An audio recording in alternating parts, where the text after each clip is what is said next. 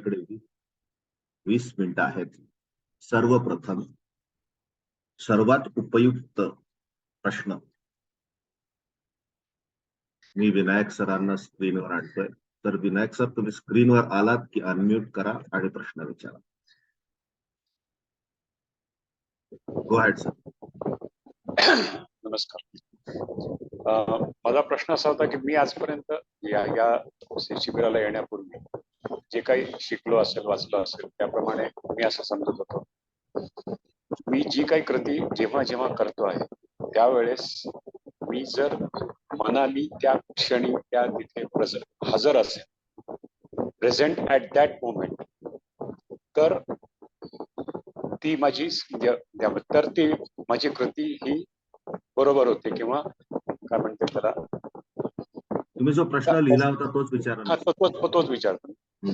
मी समजा रस्त्याने चाललोय किंवा गाडी घेऊन चाललोय आणि माझ्या नजरेच्या टप्प्यामध्ये खूप मोठा प्रकाश हे असतो, म्हणजे स्क्रीन असतो, पण त्यात माझं लक्ष फक्त माझी गाडी सुखरूपपणे रस्त्याने कशी चालेल याच गोष्टीकडे असतं. आणि ती जोपर्यंत माझे लक्ष तसंच आहे तोपर्यंत मी सुखरूपप्रमाणे प्रवास करतो.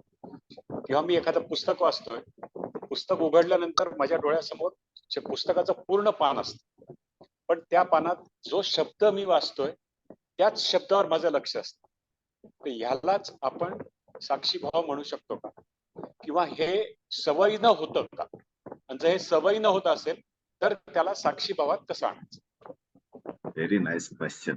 याचं उत्तर फार पूर्वी मी दिलेलं आहे, परंतु तुमच्या माहिती करता विनायक सर, 2 गोष्टी खूप महत्वाच्या. मी तुम्हाला म्यूट करतोय, तिथून फॅनचा खूप आवाज येतो, रेकॉर्डिंग आपलं डिस्टर्ब होईल म्हणून. सगळ्यात पहिल्यांदा विनायक सर लक्षात घ्यायचं की आपल्याला पेरिफेरल व्हिजन, एक आहे पेरिफेरल व्हिजन आणि दुसरं आहे टनल व्हिजन. सर्वसाधारणपणे पुरुषांना 210 डिग्रीज मध्ये एकाच वेळी दृष्टी सगळं काही कॅप्चर करू शकते, एकाच क्षणामध्ये 210 degrees.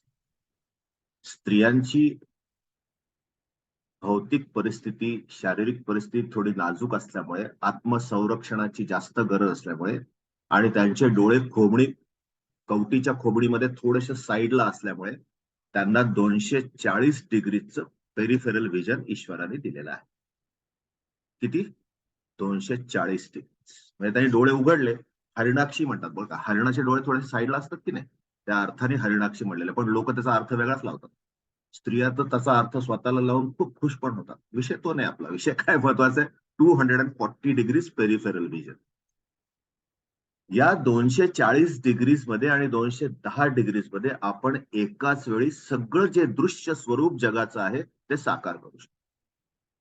That is your power. ही तुमच्या दृष्टींद्रियांची क्षमता आहे. आता होतं काय की जर का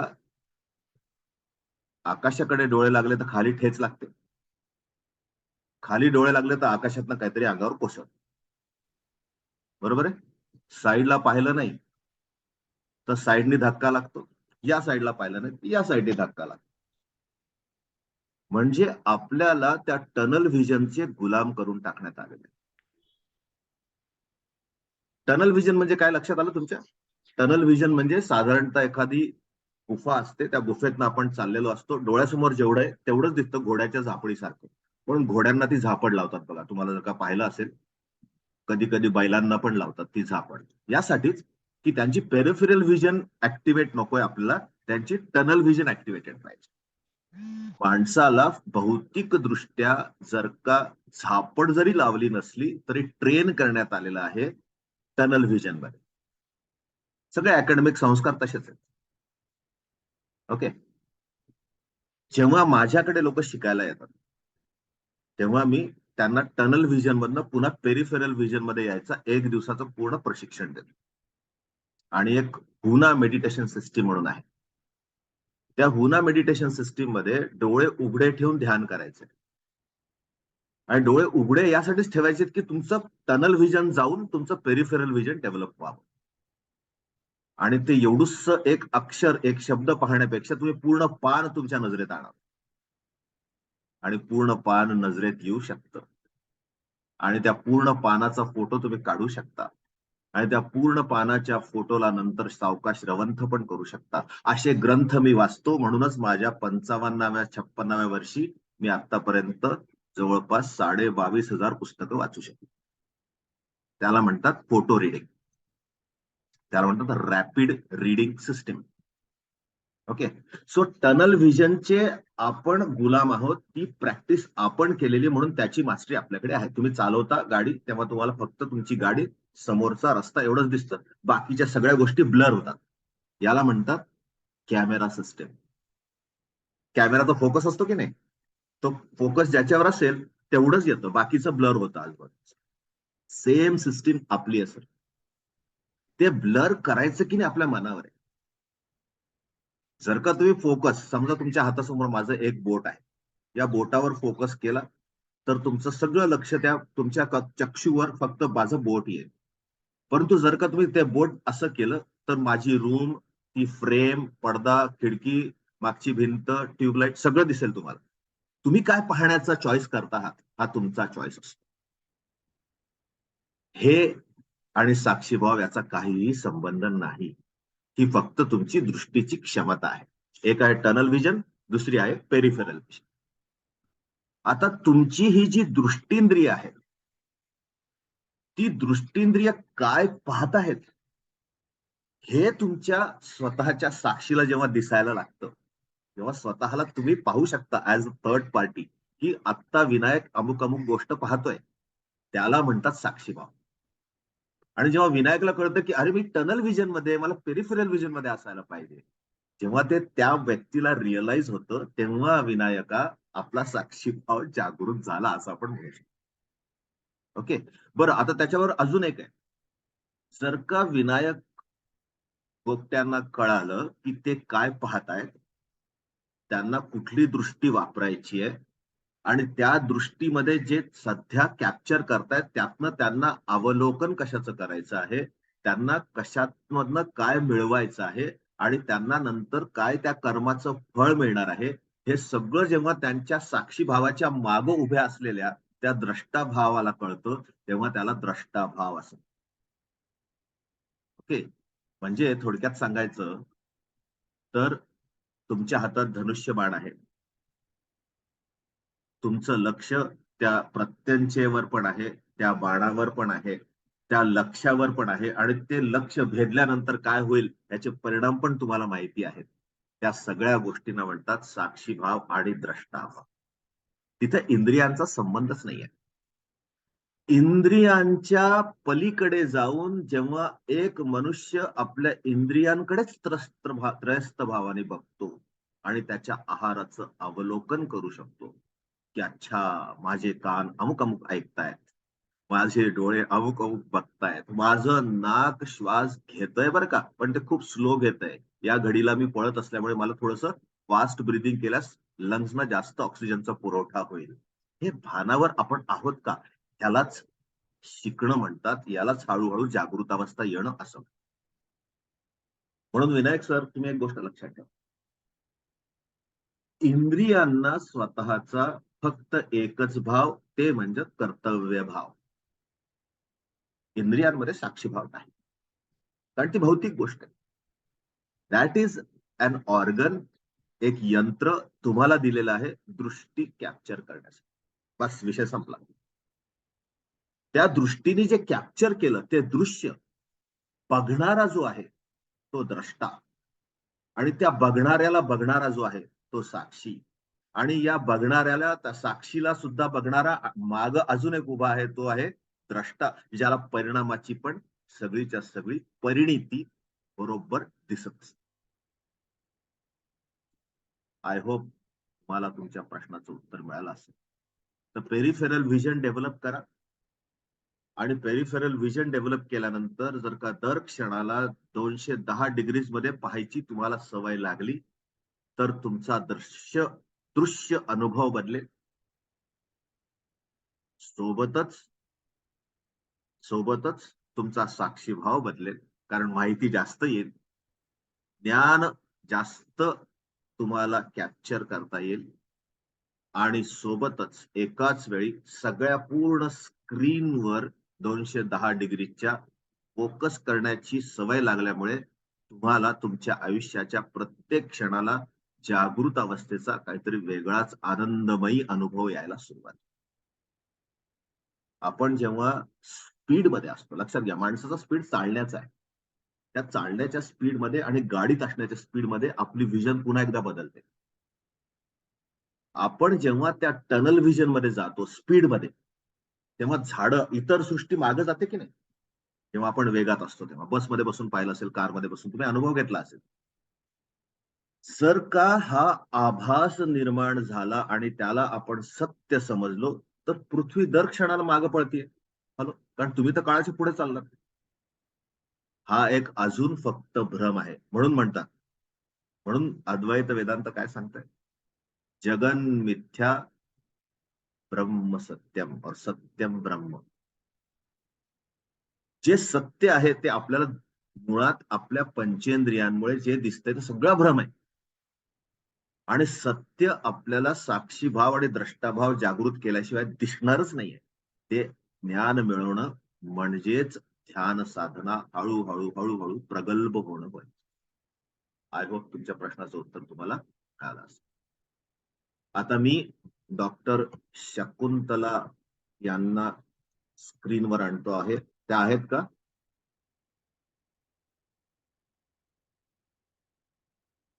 असल्यास हाय सर. अनम्यूट करा आणि आहे मला आहे. सांगा. आहात ना? हा, एकच मिनिट. मी स्क्रीन केलाय ना ऑन? हो केला, ऑन आहे सर, सगळे दिसत आहेत मला. हो, एकच मिनिट. Let me search. कुठे आहात तेच दिसत नाही मला. म्हणजे आता गॅलरी व्ह्यू मध्ये जातो.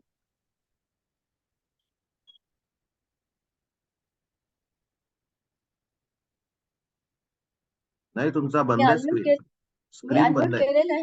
बरं, सर.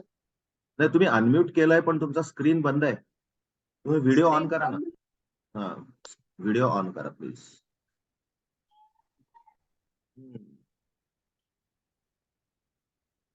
Okay sir. हा, आता आलात तुम्ही माझ्या नजरेच्या टप्प्यात. ओके. येस, तुमचा प्रश्न विचारा. माझा प्रश्न असा होता की आपण प्रत्येक आपले कर्मेंद्रिय आहेत, ज्ञानेंद्रिय, कर्मेंद्रियाबद्दलच मी बोलते आहे. आपला कंठ एकच आहे, पाय दोन आहेत, हात दोन आहेत, उत्सर्जन संस्था एक आहे किंवा जननेंद्रियचा वेगळा आहे का? तर दोन्ही हात सारखे आहेत, दोन्ही अवयव दृष्टिक्षेपामध्ये आपल्याला सारखे दिसतात, ठेवण सारखी आहे. तरी पण डाव्या हाताला कमी काम दिलेलं आहे किंवा आपण गौणत्व दिलेलं आहे. आधी हात उजवा हात येतो. तर असं का? म्हणजे दोन्ही हाताला इक्वली त्यांनी काम द्यायला पाहिजे होतं, इक्वली म्हणजे तो वर्क असायला पाहिजे. तर त्याला गौणत्व का दिलेलं आहे डाव्या हाताला? किंवा तो मागे का पडतो? मी काही काम करत असताना, जेवताना मी फक्त जेवत उजव्या हाताने जेवणार, एकदा उजव्या हाताने एकदा डाव्या हाताने, असं का नाही जेवू शकत? असं विचारायचंय मला. या सृष्टीमध्ये जन्माला आल्यानंतर संस्कार नामक कार्यक्रम तुमच्यावर लादला गेला. हो. त्या संस्कारामधून हे गौणत्व तुम्ही प्राप्त केलं. मुळात असं काही नाहीच आहे. यालाच म्हणतात भ्रम. त्याला तुम्ही सत्य मानून बसलात की त्याला गौणत्व दिलंय. अहो, मी डावखुर आहे, मी 100% कामं डाव्या हाताने करतो. हॅलो, माझं गौणत्व आहे का या हाताला? माझा माझा कर्माचा हात आहे हा. Whatever I am today, it is because of the left hand. It's not because of the right hand. My dear madam, please understand. गौणत्व हा संस्काराचा, क्षुद्र संस्काराचा विषय आहे. रादर जर का डाव्या हाताला शुद्धीचं काम दिलं असेल उत्सर्जन पूर्ण झाल्यानंतर, तर ते गौणत्व आहे का महानत्व आहे? Hello, pay attention. ते महान कार्य आहे. डाव्या हाताने जी कुठली कर्म आपण करतो ती का करतो, कशी करतो, उजव्या हाताने जी करतो का करतो, कशी करतो, याचं आधी आपण थोडंसं अवलोकन करूया. चालेल ना? If your left brain is active, तुमचा डावा मेंदूचा प्रदेश जर का प्रचंड ऍक्टिव्ह असेल तर त्याच्याकडे उजव्या हाताचं सगळं नियंत्रण असतं. उजव्या पूर्ण बाजूचं नियंत्रण असतं. हे तुम्ही तुमच्या डॉक्टरकी पेशामध्ये शिकला असता. राईट. असे सर्व लोक राईट हँडेड म्हणून जन्माला येतात आणि राईट हँडने सगळ्या गोष्टी करतात. ओके, हा पहिला विषय. दुसरा विषय म्हणजे माझ्यासारखे लोक ज्यांचा कंट्रोल बॉडीचा left brain is operating, sorry right brain is operating the left side. Right. मी डावखुरा आहे. What's the game? ठीक आहे, फेअर इनफ, नॅचरल फिनॉमिना आहे. माझ्या बाबांनी काय माझ्यावर संस्कार असे केले नाहीत की ते बदक ताबडतोब उजव्या हाताचा हो, मुठी बांधून ठेवले, हात बांधून ठेवले, असं काही केलं नाही. कारण ते त्या परंपरेला मानणारे नव्हते. त्यामुळे मी लेफ्टी राहिलो. माझं सुदैव ऑल द वे. तुमच्या उजव्या हातांच्या लोकांइतकंच माझंही अक्षर सुंदर आहे. ओके.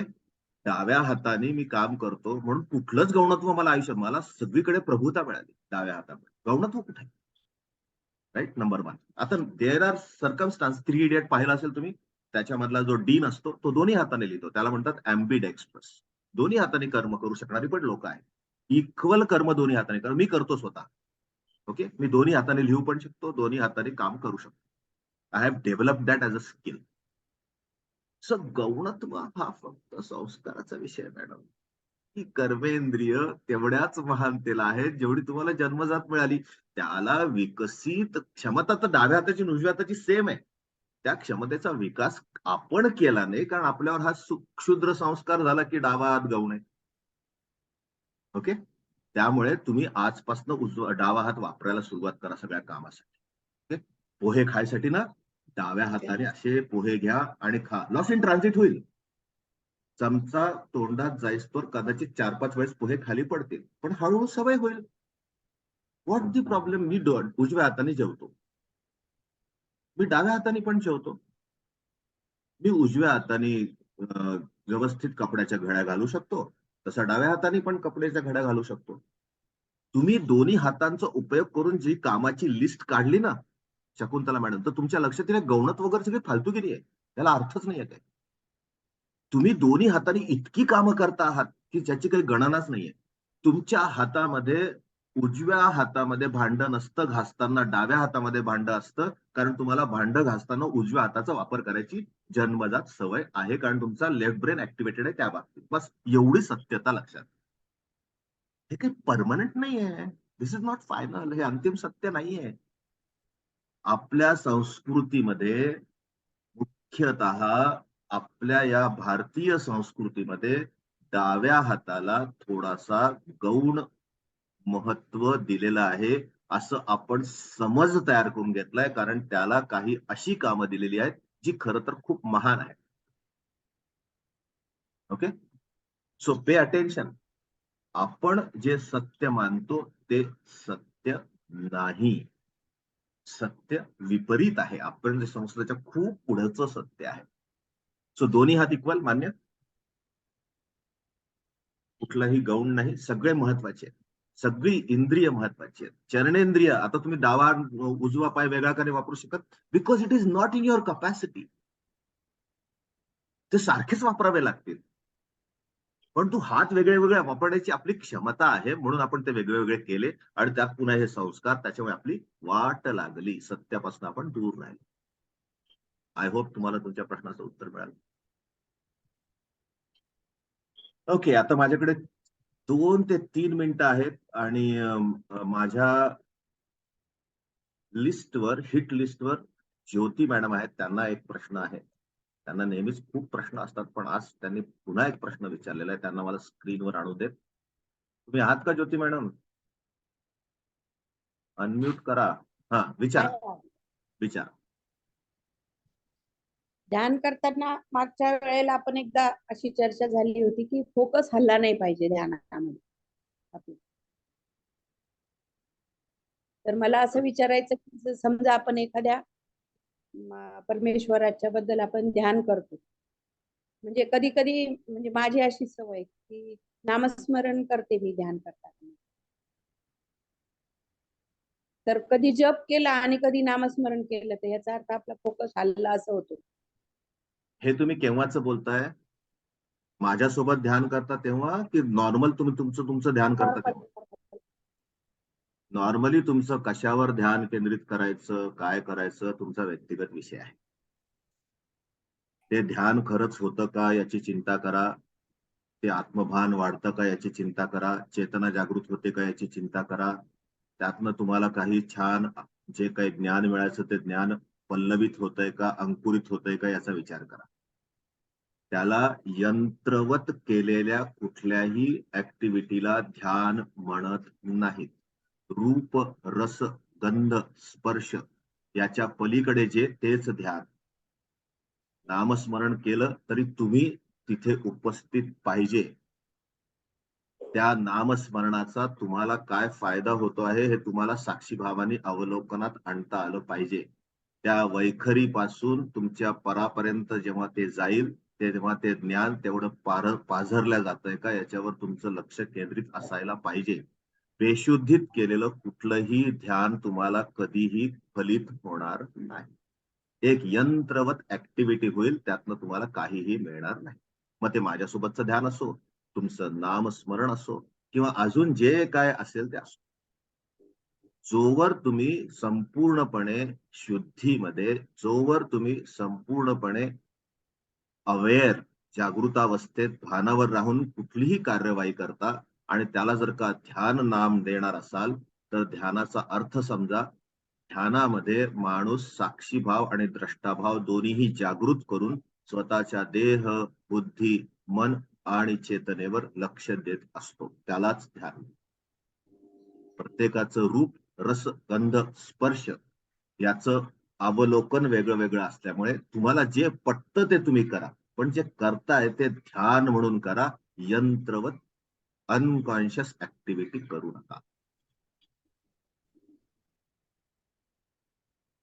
चला तर आजचा प्रश्नोत्तराचा वर्ग इथेच थांबूयात, कारण माझा कार्यक्रम आहे आणि त्या कार्यक्रमामध्ये मला निघायचं आहे. तुम्ही सगळ्यांनी जो वेळ दिला त्याबद्दल अत्यंत उपकृत आहे. तुमच्यामधील हृदयस्थ ईश्वराला माझ्याकडच्या हृदयस्थ ईश्वराचा सादर प्रणाम. उद्या पुन्हा भेटूया. आयुष्य सोपं करूया. टाटा, बाय बाय.